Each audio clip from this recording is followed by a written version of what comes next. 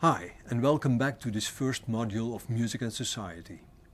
We have aimed to show in the previous videos, the interviews and the text excerpts that music is almost always around us in daily life.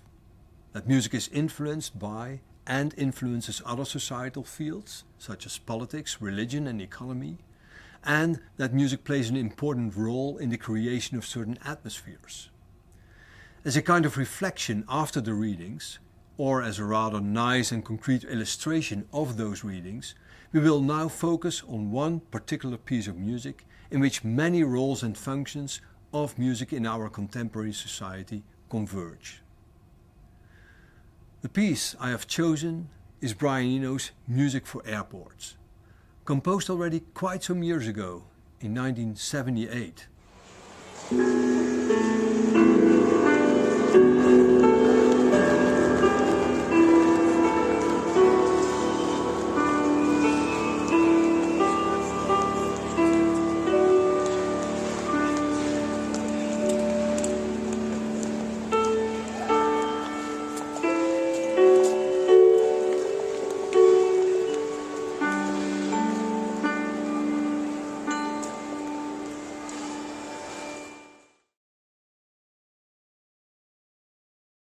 Music for Airports is usually called one of the most striking examples of ambient music.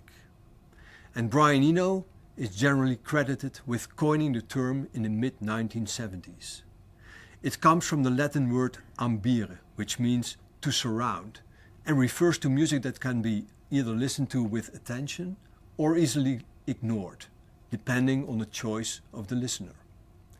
In other words, it is able to accommodate many ways of listening without enforcing one in particular. As Eno says, it must be as ignorable as it is interesting. Ambient music creates an atmosphere that puts the listener into a different state of mind. However, Eno sees a fundamental difference between mere background music or muzak and ambient music.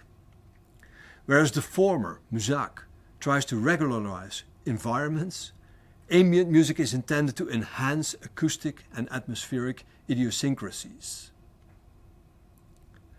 Rather than regularizing the atmosphere as typical background music does, Music for Airports is intended to induce calm and a space to think.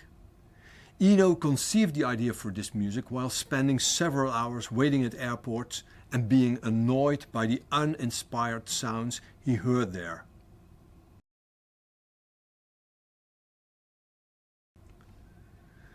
What does Music for Airports say about our society and the role of music in that society? Let me just list a few possibilities of what we can learn from this music. First, Music for Airports makes us, self-evidently, aware of how we travel the world, of one of our most important means of transport, namely airplanes. Especially because this music deviates from what we normally hear at airports, we become perhaps more conscious about their regular soundscapes. Functional, but often noisy too.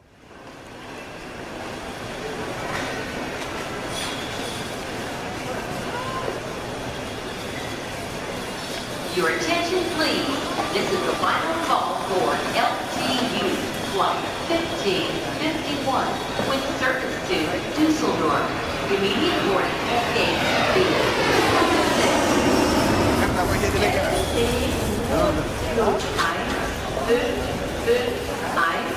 nach Düsseldorf.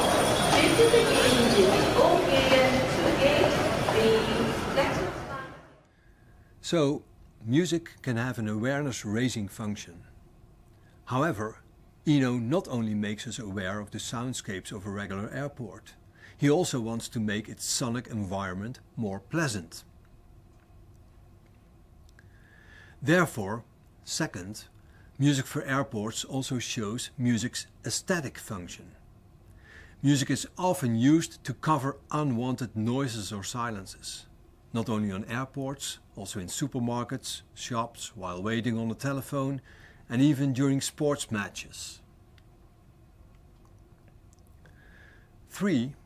although music for airports was not particularly meant to be listened to with full attention, you could see from the short clip that I showed that people did stop and started to listen.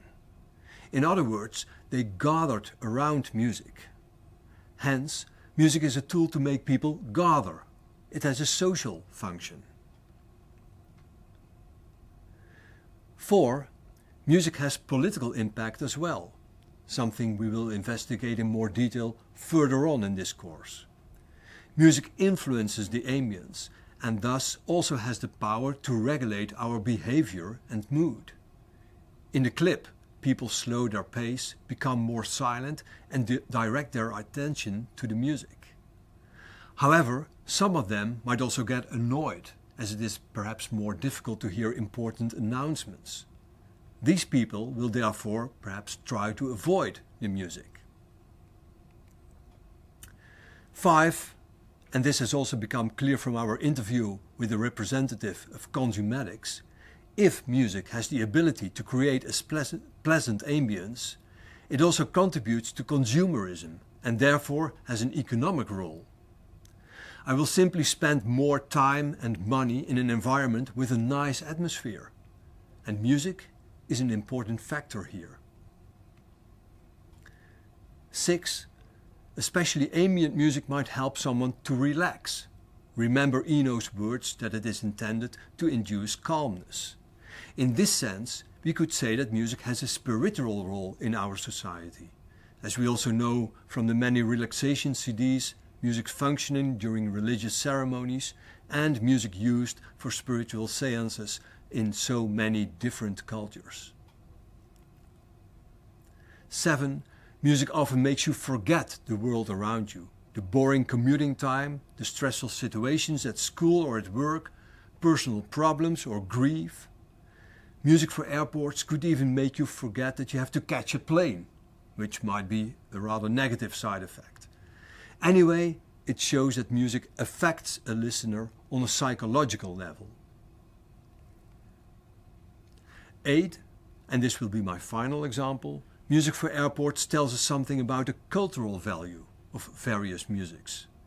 Interesting music, good pop music, jazz and classical music deserves our full attention and has therefore high aesthetic value. The term background music, also called sonic wallpaper sometimes, already indicates that it is not really worth listening to. So that music has low aesthetic value.